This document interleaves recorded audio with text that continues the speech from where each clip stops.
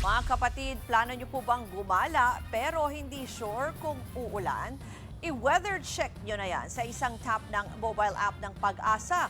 Pwede mo na agad malaman ang weather forecast, ulan, alerts at iba pang babala.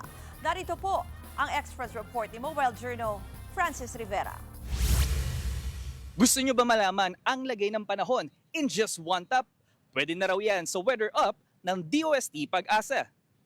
Sa kakalungsad lang ng mobile application na Panahon Weather Up, ang datos galing mismo sa weather satellite ng Pag-asa. Napakadaling gamitin itong app na to mga kapatid. I-type lang ang lugar at real-time weather condition na ang makukuha. Meron ding early forecast sa buong araw at 5 days na weather outlook.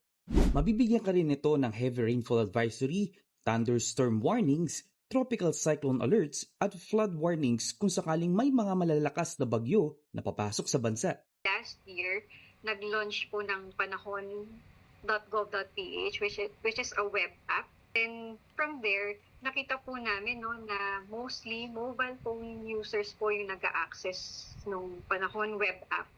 More than 50% of our users, yun po yung ginagamit. From Panahon web app, we wanted the Pag-asa information accessible po sa ating mga kababayan through their mobile phones.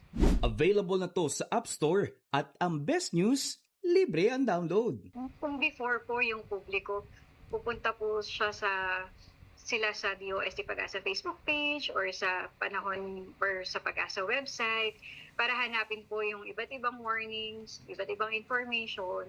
Ngayon po, meron po tayong dagdag na tool. Ito po yung Panahon mobile app. Lalo na po kapag masama po yung panahon, mayroon po tayong matatanggap na mga real-time na warnings na makukuha po nilang notification mula dito sa Panahon mobile app. Nagbabalita mula sa Frontline, Mobile Journal Francis Rivera. Mga kapatid, Ruth Cabal po para sa mabilis na pasada ng mga balitang dapat niyong malaman, mag-follow at mag-subscribe sa social media pages ng News 5.